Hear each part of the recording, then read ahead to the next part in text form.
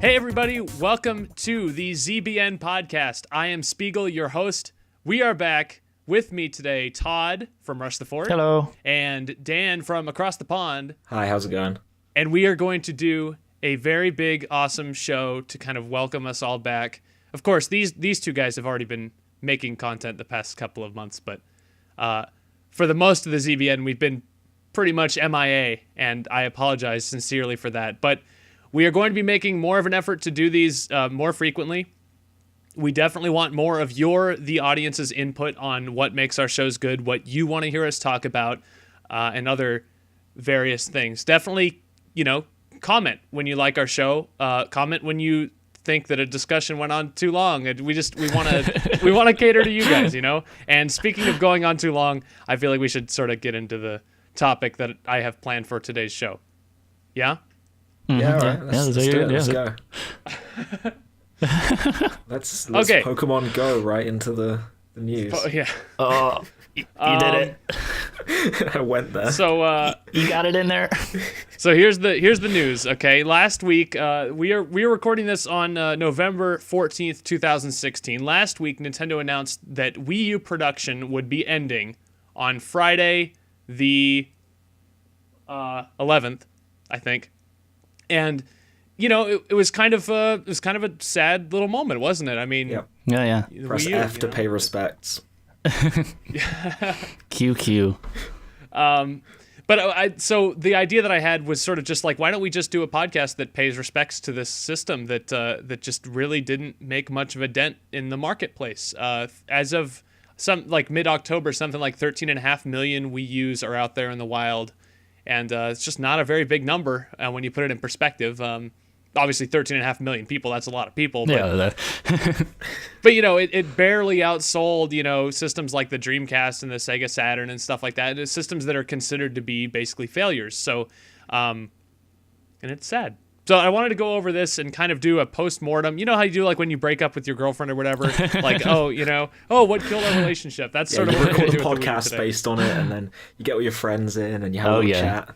It's good. It's fun. Yeah, then you talk about the financial records between you and your girlfriend. See if she spent too much coffee, if that has caused issues. So let's do a little bit of the history. So obviously the Wii U successor to the Wii. That was the story that system was telling from the beginning. Wait, I thought it was an add-on. Yeah, it was just a portable Wii, actually. So this history that I'm reading is direct from Wikipedia. This is basically if you didn't feel like doing the reading yourself, but I'm just going to go over this briefly. So the system was first conceived in 2008 after Nintendo recognized several limitations and challenges with the Wii, such as the general public's perception that the system catered primarily to a, quote, casual audience. Duh. With the Wii U, Nintendo wished to bring back, quote, core gamers. Oh, man. Game designer Shigeru Miyamoto admitted that the lack of HD and limited network infrastructure for Wii also contributed to the system being regarded in a separate class to its competitor systems, the PlayStation 3 and Xbox 360. This is now like 8 years ago. We're talking about the genesis of like the Wii U idea, which is crazy to me. It does not feel like, just doesn't. That Nintendo, like, they really do work on like the next hardware as soon as the hardware comes out. Like, they're probably already working on an idea for like what comes after Switch, which is crazy to me. In April 2011, so fast forward a few years, an uncredited source indicated that Nintendo was planning to unveil a successor to the Wii known as Project Cafe at its E3 2011 presentation. Cafe was claimed to be a high-definition console, would also have backwards compatibility with Wii software. Wah wah, first mistake. Conflicting reports also surrounded the console's new controller, with reports suggesting a tablet-like device with an embedded touchscreen and the ability to stream games from the console directly to the screen, while others reported that the controller would be similar to the GameCube controller and featured dual analog sticks, shoulder buttons, and triggers. I mean, technically that happened. They're not wrong. Sort of ended up being both of them, didn't it? And before we move on, I made this realization the other day that that like they just said about the ability to stream games from the console directly to the screen, like that TV option thing. Yeah. With like how and they're gonna build onto that, which is basically what the Switch is, just entirely. Well, we can talk about that in a little bit, but I've been saying, no, but I agree with you. I've been saying for like a month since basically the Switch was revealed, this basically looks like what the Wii U should have been. Yeah. But anyway, we'll get to that in a second. Project Cafe was officially unveiled as the Wii U during Nintendo's press conference at E3 2011 by Nintendo of America President Reggie Fils-Aimé.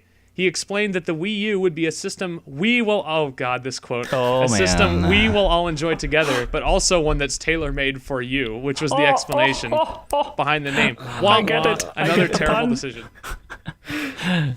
Just awful. The rumored tablet controller was also shown at this time, so it was revealed as the gamepad. Incidentally, they did not show the system, if you guys remember. They just showed the controller, the gamepad. That's the nail number 2 in the coffin, because people were like, it's just the gamepad then. It's just the gamepad. Yeah. No first-party titles for Wii U were announced during the presentation, probably because they didn't have any.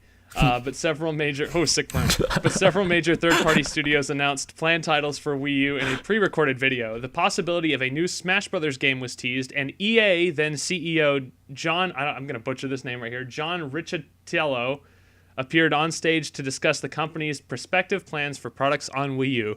How things can change in like a small amount of time. This is 2011. EA, CEO, appearing on stage at a Nintendo show saying, "We are devoted to supporting this console." Did they even?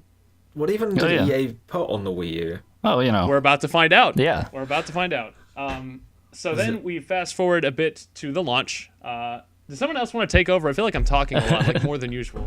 I don't know. I mean, I guess I could. The Wii U launched in America on November 18th, 2012, approximately 4 years ago. 2 bundles were available, an 8GB and 32GB, which is, by the way, that's almost substantial difference, 8 and 32. There wasn't a 16 or anything. It's just 8 or, like all of it. It was like a $50 difference, wasn't it, in price? And it was like a deluxe, and I don't think it was even selling that well because of the price change. And so they had to come up with this system for a reward system that you would get like points for each game you bought. I remember that. Yeah, it was it was also not really advertised. You just saw it on the box and it said, hey, you get this stuff. And you had to go to this weird website you could only figure it out from the box and, maybe some other stuff. Yeah, I almost forgot about it. Yeah, it was a weird sort of reward system, kind of like the 3DS Ambassador program, if you remember that. It's like, so the 3DS launched and had no games, the Wii U launched and had the same problem, but people still paid, what was the original price for that? Was it $400 or $350 when the 32GB first came out? I don't know. I think it was $350. But even at that time, you're talking about a console that's $350 when you can pick up an Xbox for literally $100 or a PS3 now for, I think it was $200 at the time, so it's a big increase that really was not justified based on what the console was doing. The big increase in price was basically due to the gamepad. And we can talk about all the issues that the Wii U had. Someone just go ahead and pick. I wrote down a bunch of biggest mistakes and issues that the Wii U had. Someone just pick one out and talk about it. I've got 7 or 8 of them here. Well, first on the list, which is sort of the biggest one, is the name. And, how we only saw the gamepad when it was first shown. And then they had just the name, as if the gamepad's called the U or something. Yeah, and as if it's like an extra controller for the Wii. And because didn't you have people coming into where you worked asking, that had no idea that it was its own console and stuff? I remember you complaining about that before. So full disclosure, I used to work at GameStop, and are we allowed to say that now? Yeah. Well, I no longer work for the company, so I can say that's pretty hype. Although I will not be bad mouthing the company at all if that's what you're here for. So go away if that's what you came for. But I mean, even up until my last day at work, I had someone come in. So what actually is the Wii U? Isn't it just like a portable Wii? I'm dead serious. We're now 2016. People still asking what exactly the Wii U is. That's a big issue, and I think it starts with the name. I think Todd's right. Yeah, and because the marketing didn't really do much for it, did it? Because a lot of the stuff had just the gamepad controller and not actually the console, so it was well, from the beginning they were focused on that gamepad. Yeah.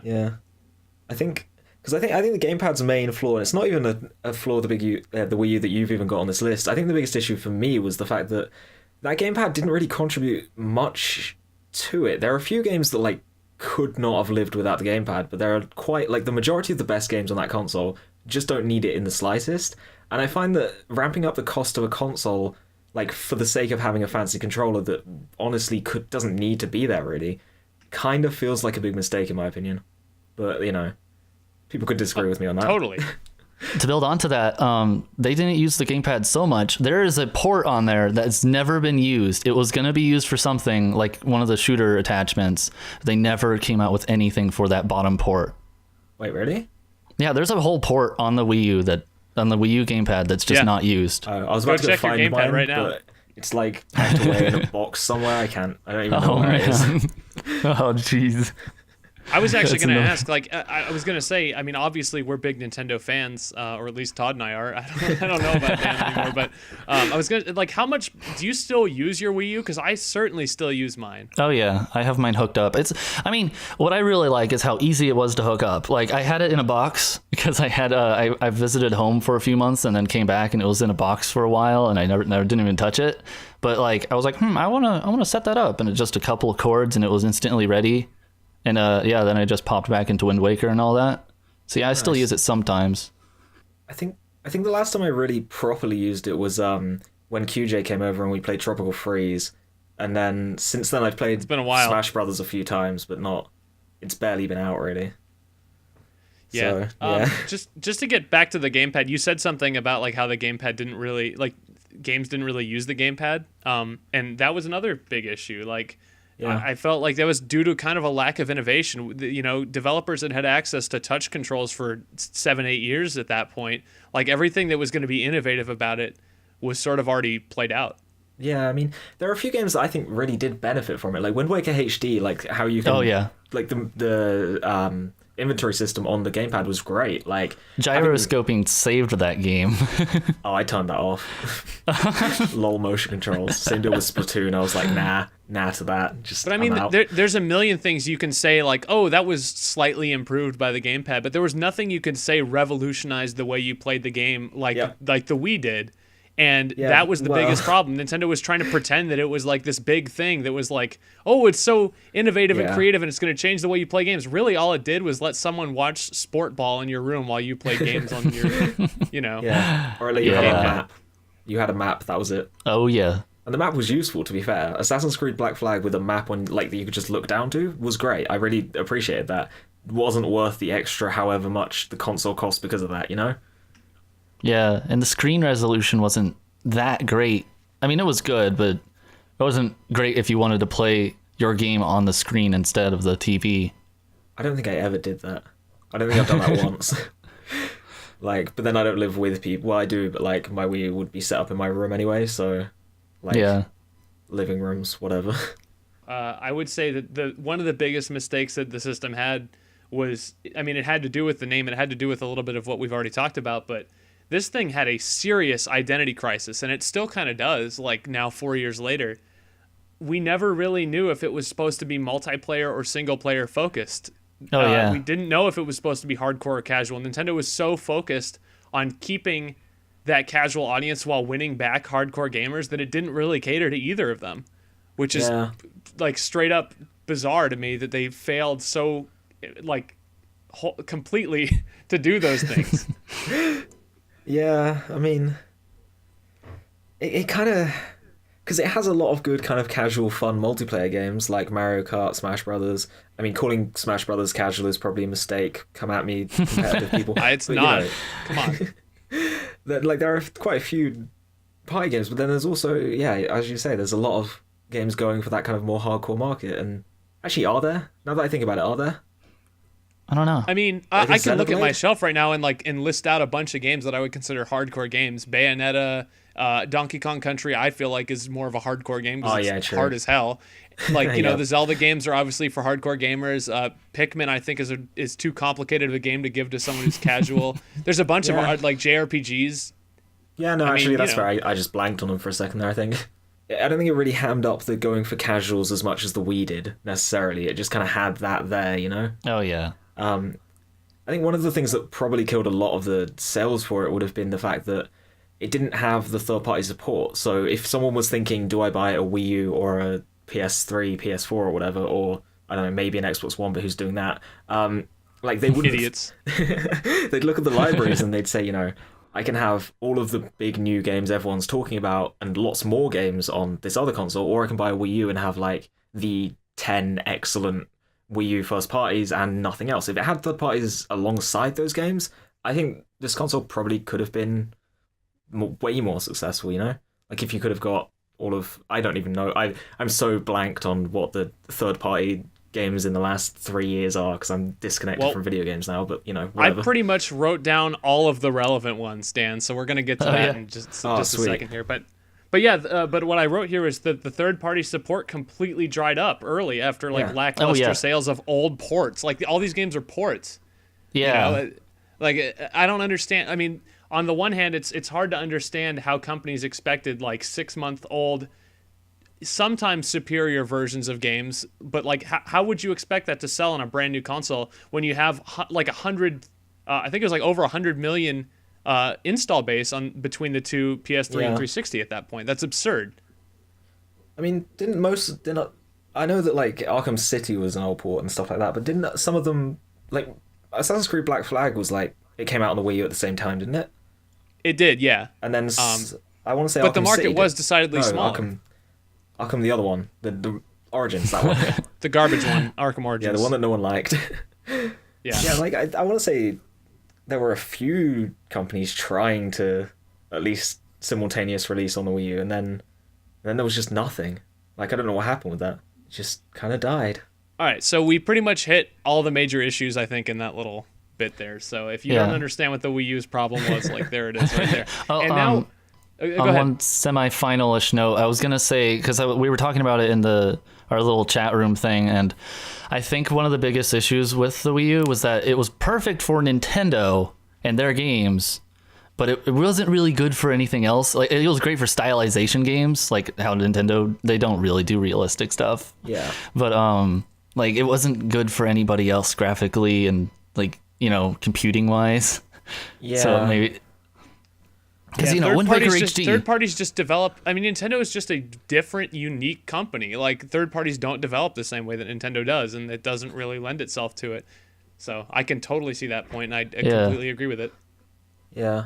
So what I've got here is basically a list of games that came out on Wii U. I'm going to run through pretty much what I consider to be every relevant Wii U game, and if you guys have thoughts on them, feel free to share. I'm sort of going to lay it out chronologically. Like, okay, so here's what we had the first couple months of the Wii U. I'm going to run through some sales numbers, and we'll talk about that. So I've got notable launch games. I've got like 7 notable games. I think that launched with like 19 or 20 games. Assassin's Creed 3. The worst one. Batman Arkham City. That was a later. That was a later port, I think. That came out Call of Duty a while Black before. Ops 2. Black Ops 2 came out with Black Ops 2, I believe, with the other ones. FIFA 13 and Madden 13 were both later. And then New Super Mario Bros. U and Zombie U.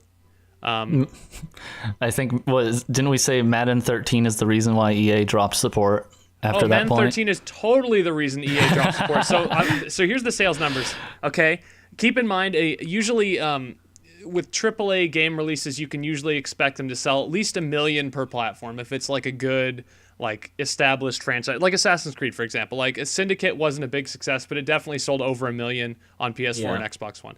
So Assassin's Creed 3, when the series was at its absolute height, sold just 350,000 copies worldwide on Wii U. Yeah. That's pretty pathetic. I mean, that is the worst Batman one. Arkham City, same number, 360,000. Black Ops 2, a little better, 410,000. FIFA, only 460,000 units. And they were talking worldwide, so like Europe, Japan, Wow. Not good. And then Madden is the worst story of all. Couldn't even reach 250,000 units, 230,000. Yeah.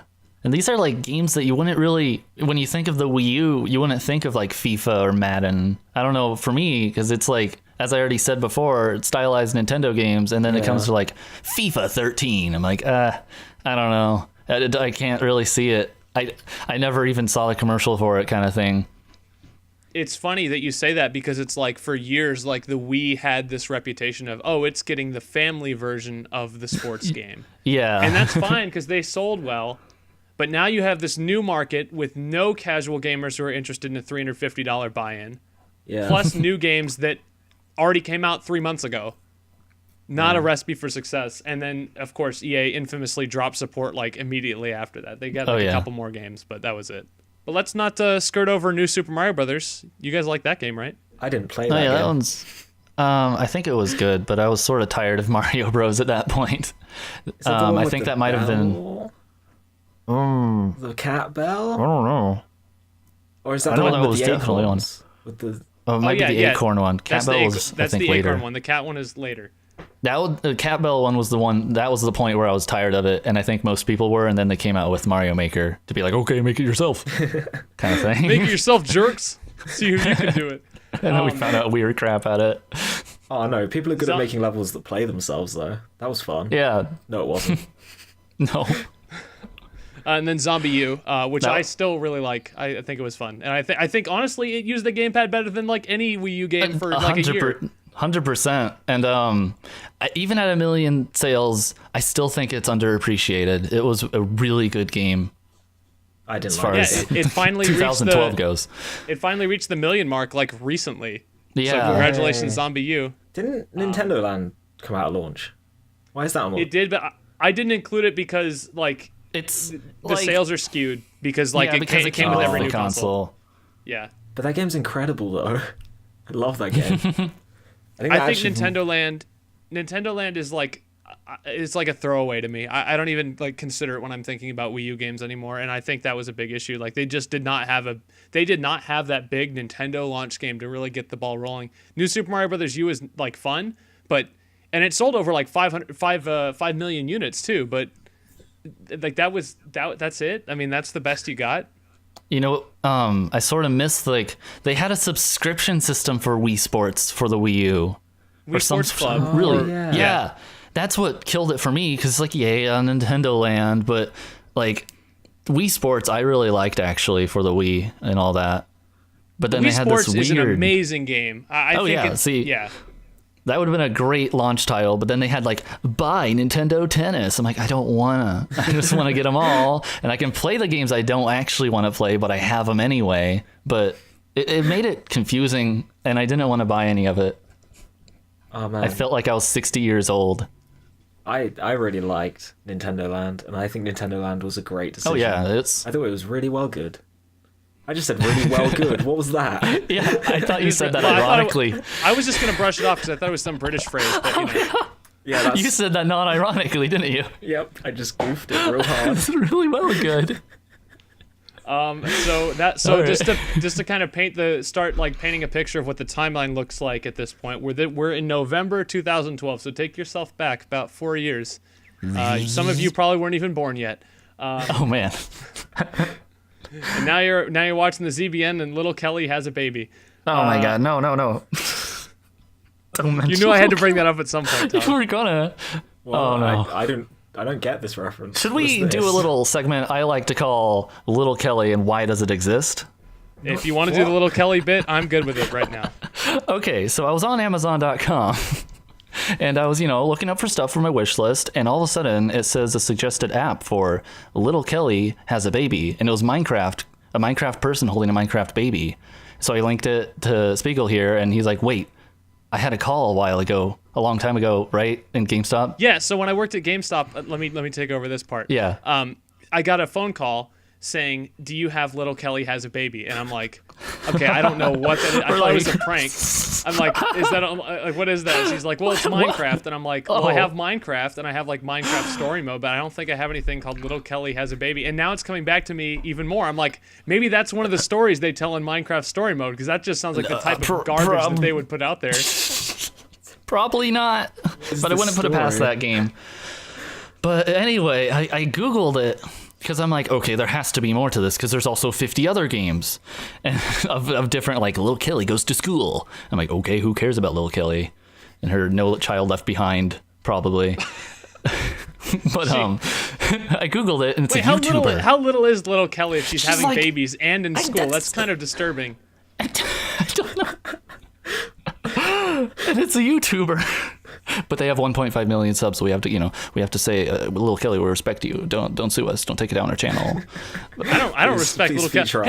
Hey, Little Kelly fans, please. I'm gonna hyperlink this segment of this video to every Little Kelly video. Bring it on, Little Kelly fans. I want to see you out here, and I want to see you making us some money here, because I'm gonna put ads on this video, and you're gonna make us some money, angry Little Kelly fans. So screw you. Oh yeah. Oh, those fans are insane, because they're like, 32 people disliked this million viewed video. Like, oh geez, 32 out of a million. I'm amazed that it's that few. Like, come on. Okay, I implore every one of our viewers, go watch the Little Kelly video. Just watch one video. Ad block. View it with ad block. Don't give them money. Don't give them money. They have 20 affiliated channels. Each actor in their show has an individual channel with 200,000 subscribers. It's this stupid Minecraft channel. Wait, Dan, you haven't seen this? No. Why would we talked about it a bit. He has a baby. I have better things to do with my life. You'll see it later. It's bad. It's like, Lil Kelly here. I got you a dolly, and the little baby has the same exact voice, by the way. It goes, oh, if we dolly. I'm like, yeah, it's a doll. It looks like you. Yeah, if it had brown hair and green eyes, it would look just like me. And that's word for word, by the way. Is it really? God, yeah, that's actually awful. And I'm sorry that I have memorized that, but I watched it 3 times, and the voice ingrains in your memory. You could watch it one time and have PTSD. I watched the episode where, like, Little Kelly's dad was, like, cheating on her mom. And I was like, damn, Little Kelly got dark. This got dark. Oh, and speaking of dark, Little Kelly, she has an evil twin. You know her name? It's Evil Little Kelly. Wait, who's Little Carly? Oh, Little Carly's her little sister. Oh, okay. Oh, and she has an evil twin. Guess her name? It's Evil Little Carly. Hey, let me ask you something. Jesus, I saw an episode that said, like, little evil Kelly has, like, another evil twin. And I'm like, how can you have another twin? That's it. There's 2 twins. Maybe you can't have 3 twins. I don't know if maybe Little Carly's an underdeveloped twin, and then they had fraternal evil twins. The problem is that Little Evil Carly was made by an evil scientist who made a cloning machine. Speaking of evil scientists, let's talk about EA some more. This lore goes too deep. What is this? It's a really deep hole. So now we're back into November 2012. Okay, Wii U just launched. Oh yes. By the way, that was just like straight up just me going back to the conversation. There was no edit break there where we just went on and on about Little Kelly. I'm ending this now. We have to stop. Yeah, I'm sorry. It's just... So March 2013. We're now 4 months into the life of the Wii U. Sales are going pretty well. I think it sold something like 2-3 million in that time span. It was actually the fastest selling Nintendo console ever at that point, which is interesting. I'm not sure what to make of that. So then in March you get Lego City Undercover, a Nintendo published game. I think it's developed by Warner Brothers or someone there, but Nintendo published it, so they had the rights to this. I haven't had a chance to play it. From what I understand, it is very good. It's like Lego GTA. I've heard about that. I mean, even I don't have high hopes on Lego games because they glitch out a lot on me, but I've heard a lot of good things about this one, and so yeah. Man, I love Lego games. It's probably good. I don't care. Unless it shoehorns in references to some like fan thing I love, then I don't care. I don't care about Lego City. Or if it just plays straight up movie clips from Lego the Movie. It doesn't even have to be about Lego the Movie. You could be playing Hobbit and it would just play a random clip of Lego the Movie. Remember when this happened? Oh man, but Lego Movie is great. Just throwing that one out there. So I mentioned EA, and this was probably like their last sort of attempt to garner any sort of interest in their games on Wii U, and it was Need for Speed Most Wanted U, released I believe on the same day actually. I could be wrong on that, but in March 2013. 270,000 pathetic units. Again, if port of an older game. Supposedly the superior version again, but nobody bought it. And notice one thing that you can notice here that you're starting to see a little pattern of: huge gaps between notable releases. We just went 4 months without like a really noticeable Wii U release. And how many more months do we have to go until we get another one? 3 more months. And what do we get in June 2013? New Super Luigi U, which is not a new game, which is a reskin with new levels, which is fine. Game was fun, hard as hell, but fun. Yeah, I'll say it's fine, but internally I'm mad almost. And the excellent delayed launch game, which was originally launch window but got moved up to June, Game & Wario, which is Chris likes it, so that speaks to the quality of it. Yeah, I think that's actually might be. Wario games tend to be really good. I've played it. It's not good. Oh, I've heard that there's one game on it that's good, but the rest of them are kind of okay. It's just like so you know how WarioWare has like micro games. Well, this one has like actual mini games, like party type games, and they're just like. I just don't want to play it. Like, I look at it and I'm just like, why would I ever drag this out at a party unless I want to make my guests miserable? Like, we played Wii Party U and we had a good time. Game & Wario is just a disaster, in my opinion. I hate it. I hate it so much. Classic. So then things pick up a little bit after that in August, so another 2 months. And at this point, do you consider New Super Luigi U and Game & Wario like a legitimate release? Probably like spin-offs. If we want to go I don't know what definition of spin-off is, but those might be. Super Luigi U definitely a spin-off. You know what I mean? Well, it's freaking DLC. It's not even a game. But anyway. Yeah. Oh my god. I didn't even play either of those. So if you're willing to discount those two games, we've now marched to August. We finally get Pikmin 3, which was supposed to be a launch game. Got moved to launch window and then to August 13, which apparently for Nintendo on Wii U was still launch window, even though we're almost a year into the life. At this point, as a Wii U owner, I bought my Wii U in December of 2012. I was getting very upset. I'm like, where are the games? I own 2 games on the system. Yeah, I waited because on this list for the second half of 2013 is like Wind Waker HD, and that's why I bought it. I got the special edition because I knew there was going to be a special edition. Nice. And they always, by the way, sort of almost shoot themselves in the foot by doing special editions like that. That's why I bought the 3DS late too. It was the 25th anniversary, and then that was, I think, after their ambassador program.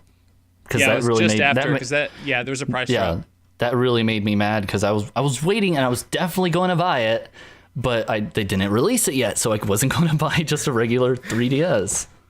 I mean, you can say that, but like Apple releases a new iPhone every year, and like if you spend your whole life waiting for like the special edition that you want, like you're never gonna buy anything. So like I don't really care about that stuff. So I might not care about the Switch one.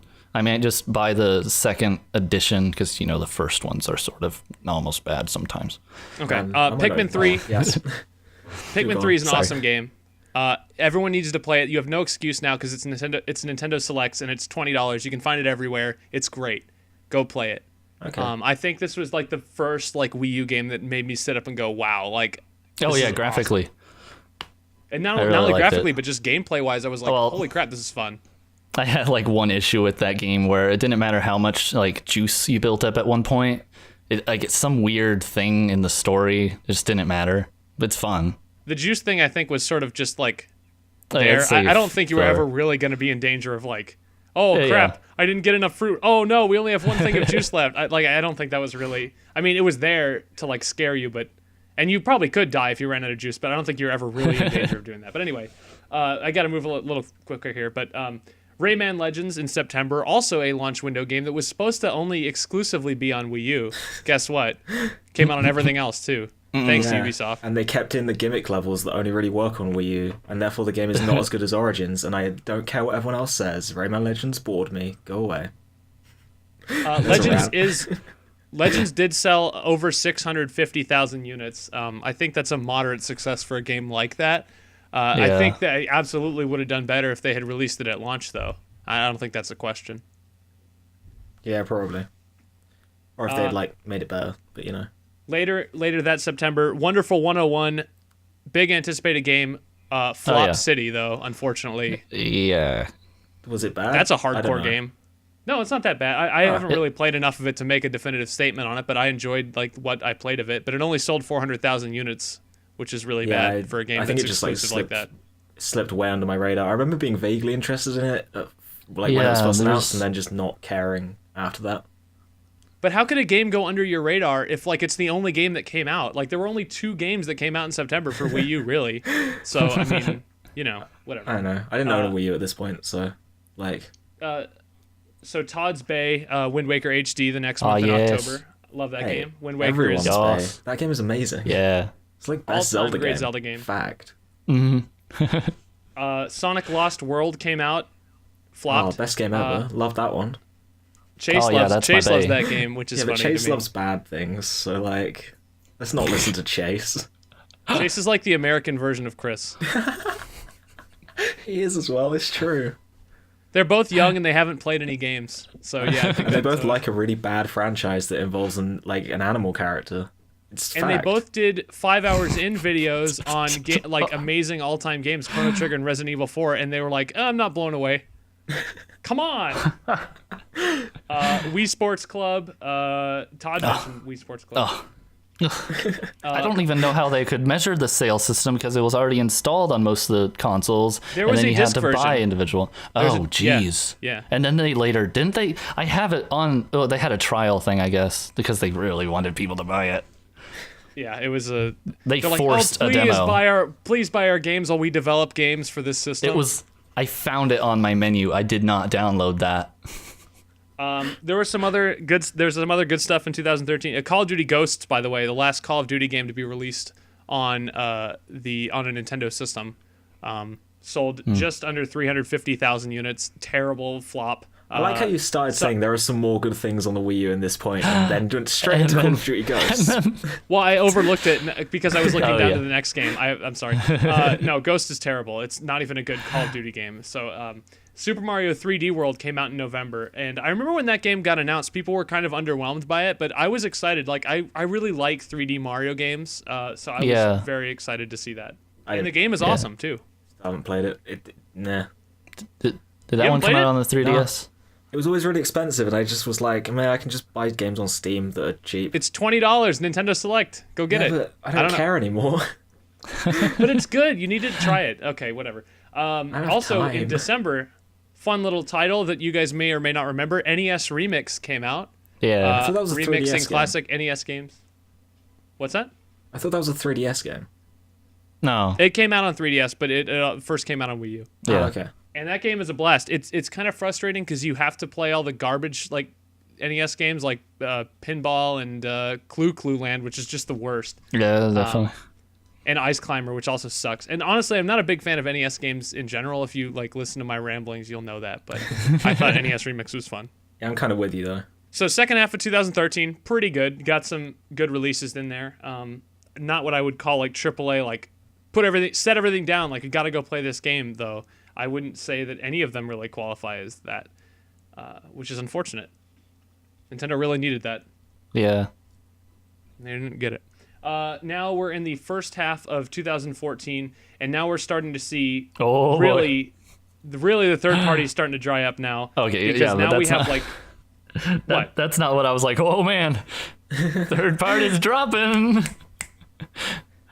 No, it was a good year. That's what I was saying. 2014 was a good year. Oh yeah, it was a good year for sure. But the first half of the year was rough because we really only had 3 games between January and June that were like, Donkey Kong Country was supposed to be a 2013 game. Please understand, got delayed to 2014. I think this was around when I bought mine. I think. Didn't you buy it for Splatoon? No, I think I bought mine just after Mario Kart 8. When everyone had stopped playing Mario Kart 8, I bought mine, I think. So anyway, Donkey Kong Country, another amazing game. You guys can speak to that for sure. Go watch Dan and QJ's 5 hours in on that if you haven't seen it already. Oh, maybe we'll even put in a link to it right now. Boink, right there. I made a little sound and now it's there. Now I have to sync that up. That's on you. I didn't promise anything. Then finally, the game that everyone had been waiting for, the reason to buy a Wii U, it was claimed that the Wii U could be saved. It was Mario Kart 8, and God, did it sell well. It sold something like 6-7 million units, which is like a 1 in 2 attach rate. Yes, and it's awesome too. Mario Kart is an example of like when Nintendo does it right, like man, they do it right. I think Mario Kart 8 is the best Mario Kart, and I don't care what you guys have to say. No, I would agree with that. Oh, I thought you were like a big Double Dash guy. I mean, I am too, but like... I would say that objectively Mario Kart 8 is the best one, but from my own perspective, Double Dash is better. But I can objectively agree that Mario Kart 8 is a significantly better game. I really like Double Dash because you can just choose Peter Pan and King Boo and just outclass everyone. That's my main reason for liking that game. Pretty much. Shovel Knight in June. If you haven't played Shovel Knight yet, you're really missing out. And it first came out on Wii U. Actually, did it come out on 3DS at the same time? I want to say yes. Or was that later? Maybe? Don't know. I'm not sure. I can't remember, but at any rate, I remember it being a big deal, and it is a big deal because that game is really, really freaking good. I've said comically for like the last 2 years that it's my favorite NES game, because it is. I'm still waiting for a Steam sale that puts it like under £2. Then I'll buy it. You'll be lucky. You'll be lucky. It'll happen. Stop putting it off. Stop putting it off. Go buy Shovel Knight. It's still amazing. Okay, now we're getting into the good stuff. Hyrule Warriors came out in September. Again, another couple months before we saw anything legit. But, you know, summer's usually a dead period anyway. But Hyrule Warriors, I thought, was really, really fun. And it had a lot of good, like, worthwhile DLC that was worth purchasing. And the game was just really, really fun. Tons of hours of content to be found there. I wish it sort of had an open, like, skirmish mode kind of thing. Like, sort of how Age of Empires does it. That's my one little gripe about it was set modes, like, you know what I mean? Like campaign mode, pretty much. Yeah. I remember there was a big deal about the game not having online play, which I get now. And we didn't really bring up Nintendo's online woes, because what's the point? But this is kind of where it started to unravel for them in the online like level of respect, like, because they nailed Mario Kart 8 except for the voice chat thing, which is weird. Oh no. Bayonetta 2, October. Came packaged with Bayonetta 1 for all you Nintendo fans who never played it. The game did sell, I think, something close to 800,000 units, which in my mind is a huge success for a game like that on a console like this. Yeah. I never played that one either. Tragic. Your Wii U collection sucks. Yeah, this is why you don't play it, because you don't have all the good games. Okay. Infamously, Sonic Boom released in November of that year. Best the game that nearly killed the Sonic franchise, right? Pretty much. The game that should have killed the Sonic franchise. It more like kicked the dead horse, in my opinion. Yeah, well, a lot of Sonic fans on this channel, a lot of Sonic fans that make videos, and a lot of Sonic fans that watch us, so maybe we'll just tread lightly here. No, because everyone knows Sonic Boom sucks. Everyone knows Sonic Boom is awful, so... Sonic Boom show sucked. Sorry. I thought that's okay. I thought the Sonic Boom show's not bad. But then, I don't know, I might know idiots who have lied to me. Who knows? I watched it. I think Zyber said he really liked the Sonic Boom show. It's full of that guy has cliches. terrible opinions, so... It's a cliche dead horse. Watch Dogs, December of 2014. This was November. Not a great situation with Ubisoft at this point. Basically delaying it to oblivion, at one point saying it was no longer coming out, and then people got so mad that they're like, okay, we'll put it out. And it turns out that it's like the worst version of the game. Came out almost a year, or like 6 months later, I think. It sold 130,000 units. Disaster. Man, I forgot that even came out. I thought they just delayed it so bad that it died. Like, I wasn't even aware that it came out until just now. Remember when everyone was so hyped for Watch Dogs at E3 that one time? Oh yeah, it was just kind of there. No one really... You know what? I mentioned we're recording on the 14th of November. Watch Dogs 2 comes out in America tomorrow, and supposedly it's really good. It's getting like an 85 to 90 on like Metacritic right now. Oh man! Hopefully they don't nuke the graphics like last time. In November, big pillar of sales to save Nintendo's hide, because at this point the Wii U did not appear to be able to be saved because third parties were dropping left and right. They were just not interested anymore. But Amiibo came out in November of 2014. I have almost 60 of them lining my shelf right now, and packaged with it, one of the most revered games in Nintendo history, Super Smash Bros. For Wii U. Good game, bad action figures. I like them as action figures. No, they're terrible. That's as deep as it goes. I don't care about the functionality. Terrible poses, garbage, looks rubbish. Don't use the Smash Brothers poses or they'll look really bad. God, I hate the fact that I own one of them. It hurts me physically every time I see it. But it was a gift, though. You can't say like, "Oh, I wasted money." Like, so what? I would 100% throw it out if it wasn't a gift. Like, goddamn, I have to keep it. You were the biggest troll who ever lived. You know what's also funny is lately, I mean, this is almost a slight tangent, but Nintendo came out with actual action figures now for the Nintendo characters. Outside of Amiibo, there are actual, like, not action figure, but, you know, not dolls either. Yeah. That weird medium. The thing with Amiibos is I wanted to hate them for so long because the Smash Brothers ones almost all look terrible because they're using the Smash Brothers poses, but some of the ones they brought out recently have actually looked pretty good. Like, there are some pretty good looking Amiibo, like, where they actually pose them properly and they don't have pea sticks and they aren't, like, too detailed to work. Like, yeah, so I finally broke down and like bought the Animal Crossing ones because they were like all on clearance. And incidentally, I also picked up a copy of Amiibo Festival for free. So I own all those now, which is just hilarious to me. But they look amazing. Yeah. Like they look so good. That's that's a series that lends itself well to Amiibos. But like Ike looks terrible. His face looks so like, it just hurts. Why did they make these? And then, like, I don't know, characters in Smash that could have looked so good in Amiibo form look terrible because they had to have them in the Smash poses. And, like if you look at the Luigi one, why? Why does he have, like, a weird plastic dong? Okay, can we move on? Because I'm just going to rant for more and more time. Can we talk about dong on the podcast? Like, can we say dong on the podcast? Is that I think that's in one of the PC-approved words. There's, like, two... Oh, okay. Do we have a list? There's probably like the national television thing. There's like 2 words or something that would have to ultimately be bleeped or something. I thought it was the big 3, but yeah, we can go on. Oh yeah, I don't know. So at this point we've now like run through all the games that I need to talk about sales numbers for. So like I'm just gonna run through the rest of them here. Yeah. Captain Toad. If anyone has anything to say, just speak up. Captain Toad, fun, amazing little game. Underrated. 2015, Kirby and the Rainbow Curse, Mario Party 10. Yeah. No, I think it might have been Splatoon. Oh man, that's a good one. For like 10 minutes, and then you realize that the map system is terrible, and then you stop playing it, and then you never touch it again. Man, fix that. Maybe Nintendo. That's you. I recall that Todd and I had an amazing time just playing Splatoon for we played so much friggin' Splatoon. And I do not regret a single moment of it. Yeah. The only time I regret playing that game would be when I drop it and then bring it back, and then I'm bad for the first few rounds, and so then I stop playing.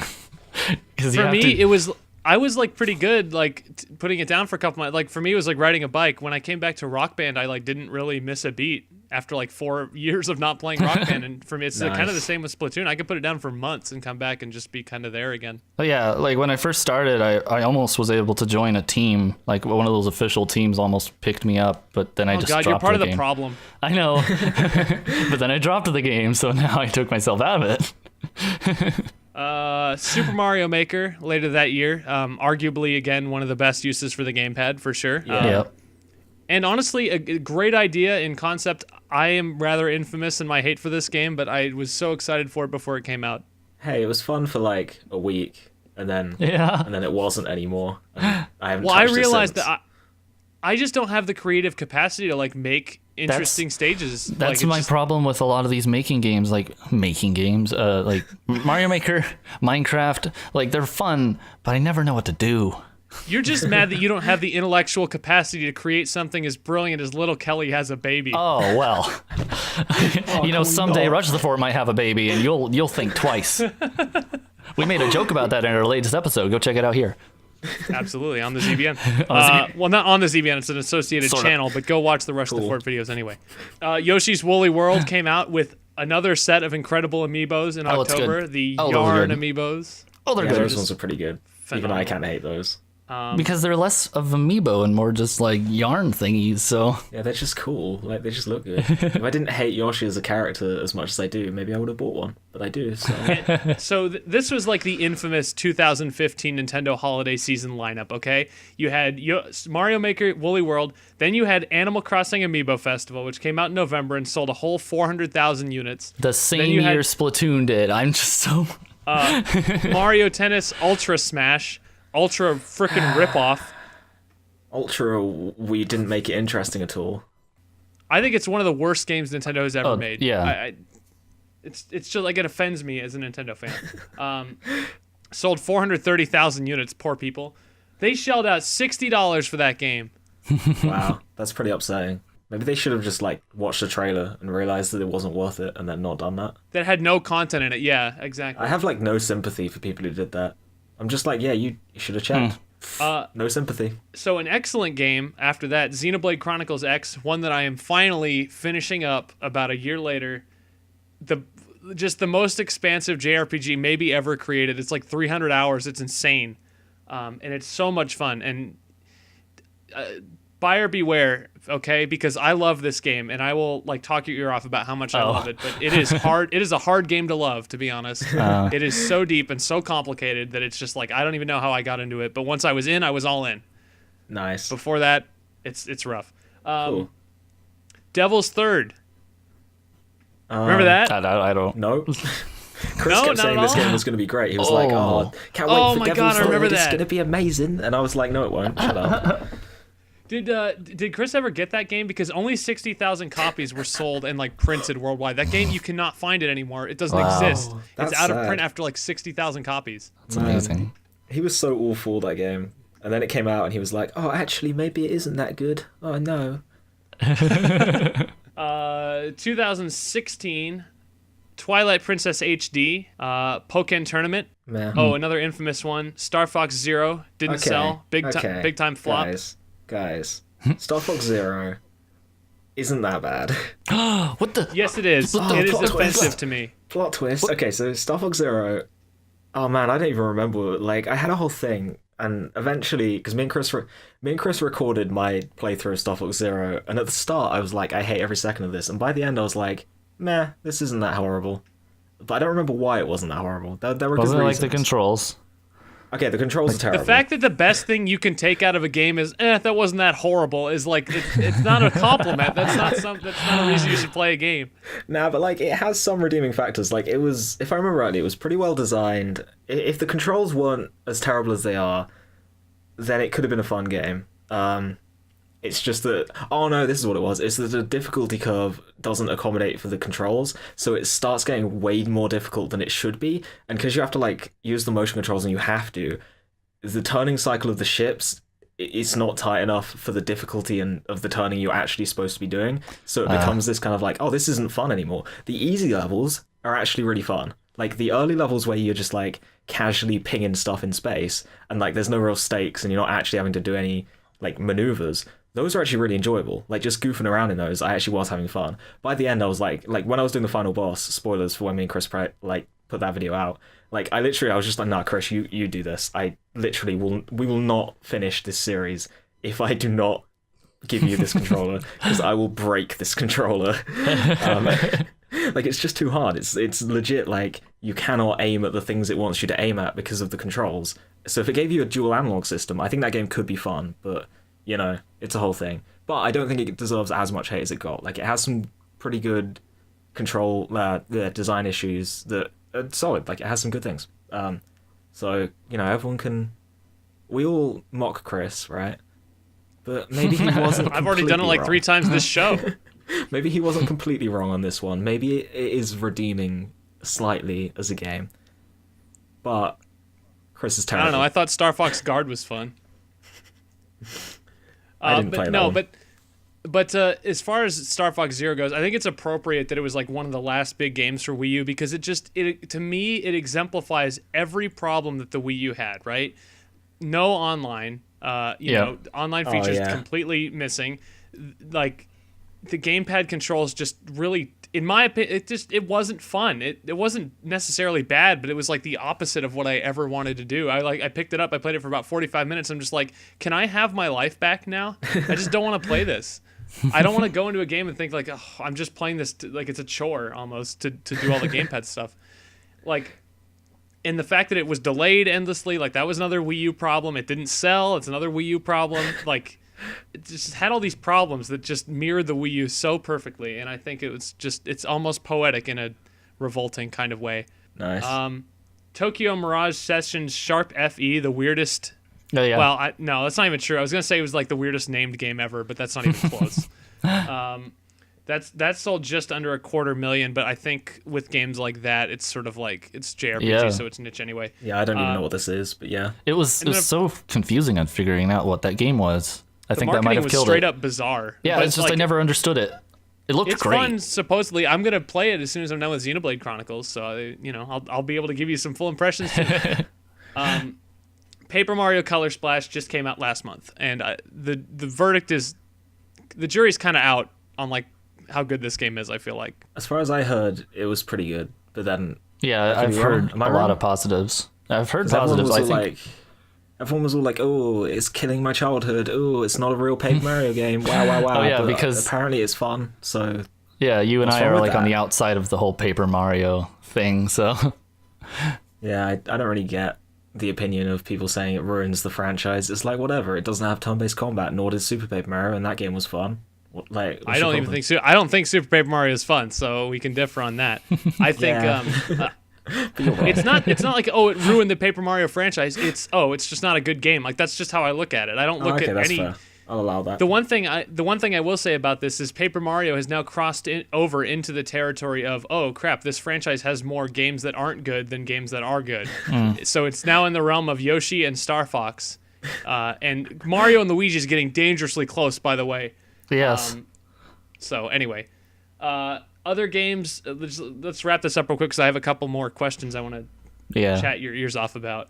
Other games that came out in the life of the Wii U that are probably worth mentioning in chronological order: Nintendo Land, Wii Party U was free for a little bit if you bought Wii U games early, because I already bought all those other games, so I'm like, okay, I guess I'll get Wii Party U. Wii Fit U, okay. Weird name. God, Dr. Luigi, you remember that? That came out in the year of Luigi, like the last day. That year. The year of awful Nintendo games. Child of Light, awesome game, awesome like indie style game that was produced by Ubisoft. Guacamelee, another great indie type game. The Letter, an infamously bad indie game, which was like 30 cents and isn't even a game. Huh. You remember that at all? No. Nope. Go check it out. It's just dreadful. Steam World Dig.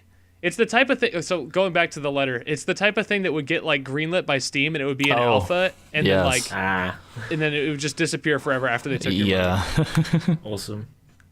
Runbow, which Omni really likes. Freedom Planet, which all the Sonic fanboys on our channel really like. Guitar Hero Live, which nobody really likes. Just Dance games, which I don't know who the market is for these. Because I never really sold that many of them when I worked at GameStop, but like I knew people were buying them, but I don't know where they came from. It's just someone selling them on the streets, like with a trench coat full of Just Dance games. The image of that in my mind is hilarious. Fatal Frame, Maiden of the Black Water, Europe got a physical release. Why didn't we? Stupid Nintendo of America. I would have bought that if it was physical. I don't even know what that is. It's Fast Racing Neo. I played that. That was actually quite fun. I enjoyed that game. Fast Racing Neo is fun. Brashgames.co.uk stole my review of that, so go check that out. Nice. We talked about that. Minecraft Wii U edition came out in June, and then Axiom Verge came out in September, an indie Metroidvania style game, which is really, really fun. Oh yeah. And I recommend it. Awesome. Okay. So we just got through the Wii U's basically the entire relevant library. There were some other like random third-party games like Tom Clancy's Splinter Cell Blacklist got released on it, and like or Assassin's Creed Black Flag, which I've mentioned before, but I think is definitely worth picking up, even if you haven't played the previous ones. I would actually really advise that. It's one of the best Assassin's Creed games, and it's really good. Did I miss any others? Not that I know of.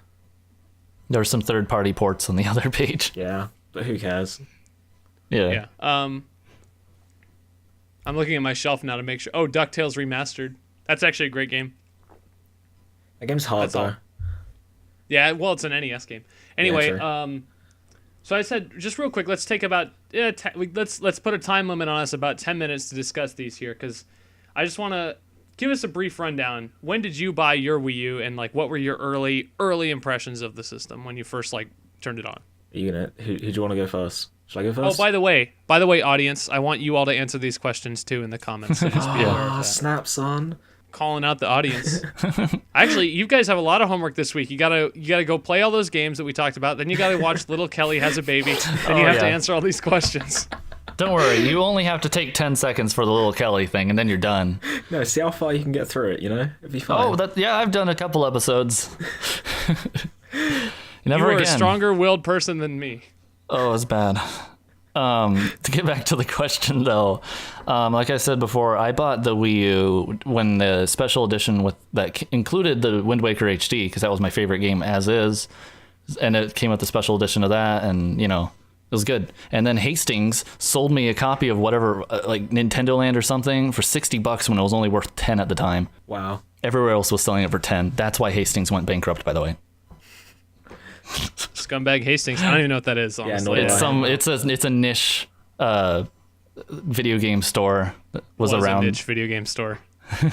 Yeah, that's when I bought it. Oh, and my early impressions, given I had Wind Waker HD on it, and that was like, I think that was almost one of the core examples of how good the graphics can get, I think, in terms of bloom effect. Am I right, guys? That bloom. Oh, that bloom. Especially the first bloom. Island. It was like a flower in spring, that bloom. It was like the star of not Assassin's Creed. What? Pirates of the Caribbean. What am I talking about? That's the same thing if you're talking about Black Flag. It's like the flower in the game Flower, which is another game that you should play. It's like, but yeah, that was it was a really good game, and I was like, oh man, I have high hopes for this console. And then they went down the toilet. Yeah, that was near the just put later. it right in the toilet. It was good. Cool. I mean, I don't know when I bought my Wii U. It was some point between Wind Waker HD coming out and Splatoon coming out, because I remember I already had it when Splatoon was out, but apart from that, I don't know when. I have no idea when, but like I do think I remember playing Mario Kart with you now. Yeah. At some point, so I think it was probably right after that. I think you're right. Yeah, I think I only bought it because the main reason I bought it was because I wanted to play Wind Waker HD, and you guys kept going on about how fun Mario Kart was, and I was like, okay, fine, I'll buy the bullet. So I did, and when I first got it, I was really impressed by how lightweight the gamepad is. It's something we haven't mentioned yet, but like before I got it, I thought this thing was going to be really unwieldy and like just annoying to hold. But then I've got it, and I was like, "Whoa, this is okay. This is actually comfortable and just easy to like. It just isn't annoying. Like I was worried it would be that, and that was like the main thing that kind of hit me when I first got it. And then I played a lot of Nintendo Land because I only had like 2 games for a while. Played through Black Flag, really enjoyed those games, and then I probably played it like once every 3 months after that, and it's covered in dust. Sad end. I know, right? For me, I remember very vividly like going into GameStop in like right after E3 2012, after they really showed off the console, and I asked the employee working there, I was like, "Hey, so tell me about the Wii U, because like I don't think I want it." And like as a Nintendo fan, that troubles me. I'm like, why should I buy this thing? And she's like, well, you know, I think it's gonna be good. I think they have a lot of good looking games coming out on it, which at the time they did have a pretty good lineup of like third party support pledged, and you know, so that was all true. And I ended up buying one, and I was like, I mean, this is fine, but my first experience with it was I plugged it in and it had to do an update, and it took like 2 hours before I could play anything. And it began my love affair with the game industry as a whole right now, with the updates and the downloading and the installations and all that day one patches and DLC and all that stuff. It all started that day in December 2012. So it was not a good initial impression. God, the menus took forever to load when you first got that thing. You guys probably don't even know this, but like it took like a minute to go from one mode. Like if you were in I don't know, say you were like making a Mii or something, it would take like a minute to go back to the main menu. Oh, man. It took so long, and the gamepad battery sucked, and there were no games, and it was not a good first impression. And then I played Pikmin 3 and Super Mario 3D World, and everything was right in the world of Nintendo again, but they were seriously in danger of losing me if it wasn't for the quality of 3DS games that came out that year, because it was a mess. It was a mess early on. These other questions kind of suck. We might as well just skip them. Like looking at them now, we've kind of talked about it already. Let's ask the audience though. What is one thing you think the Wii U did really well that was underappreciated? And I'm just gonna say mine. The Wii U Pro controller is freaking awesome. Yeah, it was good. I think it's one of the best controllers ever made. Sue me. Cool.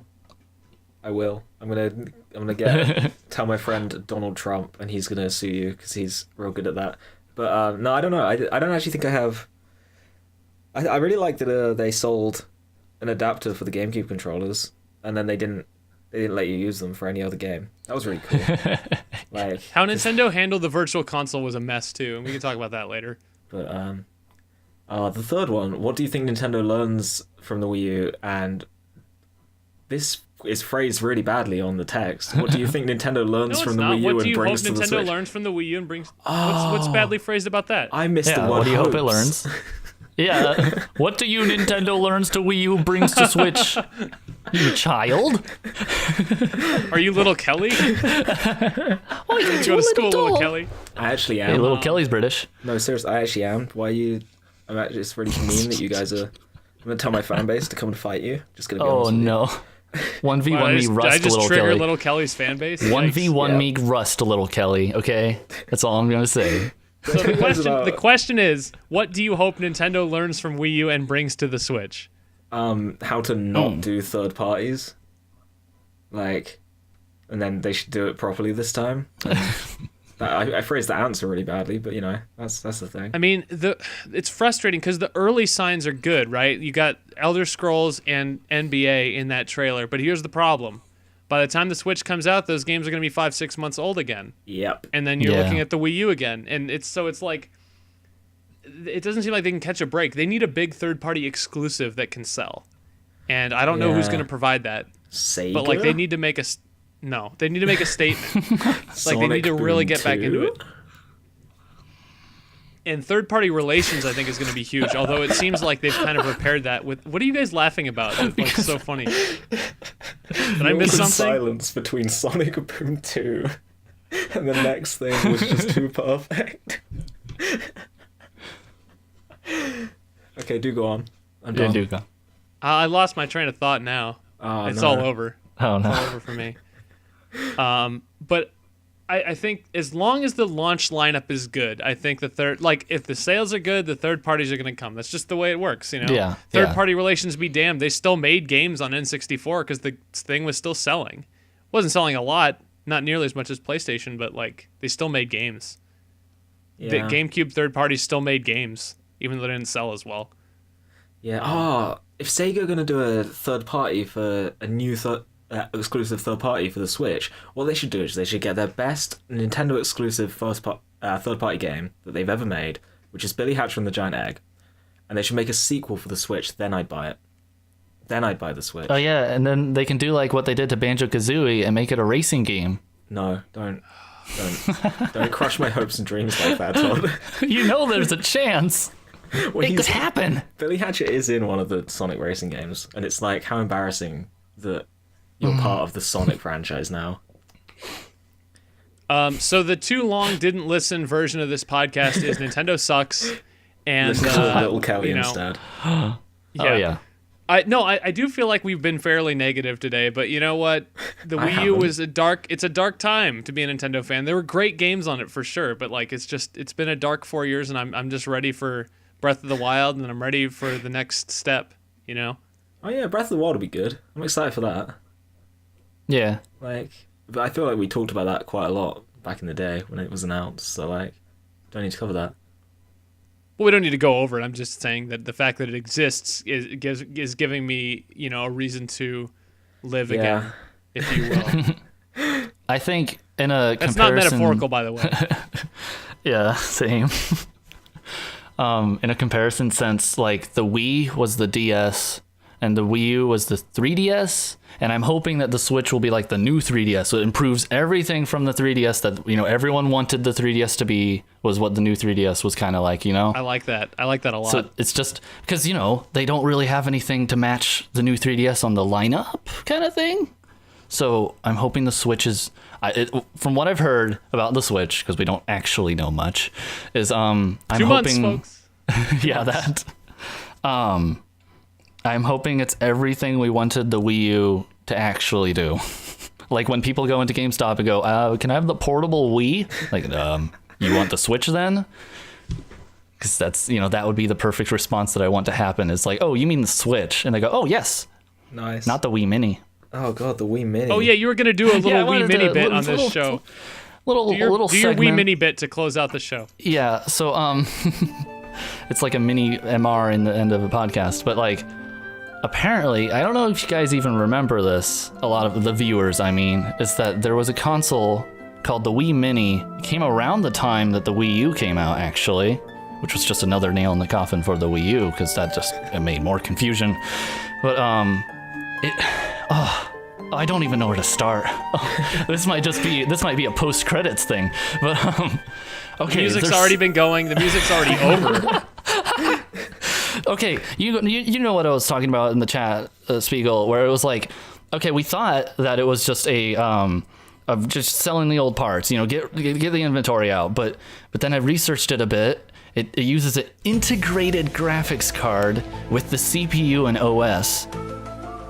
Let's just start that off. It doesn't. For those of you who don't know what that means, it basically means that it uses an entirely new set of parts. Yeah, right? It's nothing the same. It had no announced CPU, because it was in the integrated chip. It's like a laptop compared to a desktop kind of thing, where the Wii was going to be a desktop, and this thing is so bad. Let's see, other things on the top of my head. It didn't have GameCube backwards compatibility. It didn't have internet, so you couldn't even use it as a Netflix box. Well, they were gonna get rid of the Nintendo servers for the Wii anyway, so it's not like that mattered. Yeah, it didn't have any support, so it's not like it's just wasted. It only used composite. It didn't have any component cables. That's not a big deal, but sort of ruins the graphics a bit. I can't think of any other major things about it. The fact that this thing even exists is like the strangest thing. Like the Game Boy Micro, stuff, just things that Nintendo does that makes you scratch your head. Like not bringing the regular size new 3DS to America at first. Like I just don't understand what their thought process is on this. What we need is, like, I can just imagine sitting in the Nintendo office. What we need is a smaller version of the Wii that doesn't do as much stuff and costs the same amount. So that way we can really differentiate it from the Wii U. That was probably their thought process. Like, we need a system that's so bad people will want to buy the Wii U. Why would you give a cheaper option? Or like a very cheap item, like we gotta sell this new console. It's gonna be pretty pricey though. Hey, guys, I have an idea. Let's sell a $100 console that is just a Wii though. It's not even a Wii U alternative. Just imagine, like, I don't know, whoever's in charge, just, Satoru Iwata coming into the office, like, after a night of, like, not sleeping because, like, the Wii U isn't selling. Guys, I know the solution to all of our financial problems. Let's sell another Wii redesign, but it's going to be really cheap and it's going to undermine our current product. And I just looked up the comparison thing. It didn't have an SD memory card. And there's no ports to put an external hard drive on that. So you were set with this tiny thing. Could not even store anything. How many blocks? I don't know. It's a mystery. Yeah, they don't list it. If anybody out there has a Wii Mini, please comment on this. Oh yeah. I want to know all the details. Yeah, I wish there was like a graphics comparison. I'm sure it's not too different, but I mean, the Wii had an AMD GPU, which is pretty good, especially for that one. But this one had like integrated chip. I wish I could go back in time to the one Wii Mini I ever sold while working at GameStop on like my first day and just like buy it instead of the guy who bought it, because I really want one now, and I just like, it's like a Game Boy Micro. I just have to have it. Yeah, it's gotta be in my collection. It's definitely going to be a rare oddity in the future. Cool. Well, but that's all I have to say about that. All right, Forrest. Let's get out of here. So I am Spigel. That was Todd and Dan talking to you about the Wii U. If you liked our show, please feel free to follow us on Twitter. I am at SpigelWii, SPIGELWII. Todd is, I don't know. At Rush the Fort. At if Rush you want to do my Twitter handle. Oh, I tagged you with the other one today on Twitter. Sorry. Oh, okay. It doesn't matter. I just photo dump from my Tumblr on my personal one. Cool. Dan, do you have a Twitter? I can't remember. Yeah, it's at Donald J. Trump. Please follow me. I'm so tired, guys. Okay, go to sleep. We are the ZBN. If you liked our show, please comment. Please like us. Please share us with your friend. I don't care if you subscribe anymore. Just keep watching the videos. But share us with people if you thought we were good. I would like to do this podcast on a more regular basis, and if we get feedback, then that is something that will almost certainly happen. So yes, good. Also, thank you all. Go and watch. Little Kelly. It has a baby. Oh no, that's an Amazon app. That's a phone app. Oh well, yeah, but you can watch the Little Kelly channel though. Oh yes, I will. Yeah, subscribe to that, not us. That's better. Yeah, definitely. Go leave nasty comments and say Spigel sent you. Don't man, mention we're gonna me. get. I don't want to be involved in this. We're gonna get a channel takedown. And then tweet at me on Twitter, like with your picture proving that you did it, and then I'll send you something special in the mail. I swear I'll do it. If anyone wants to do it, I will send you something. I don't know what it is. Oh man, no. Are we done? Speaking of promises that I'm not going to keep. All right, so thank you guys for listening, and that's it. We'll see you later. Bye. Bye. Are we actually done now? How long ago did the music play? Like 10 minutes? I have no idea. Just play it like extra slowed down, it'd be fine. Yeah, let's just do it again.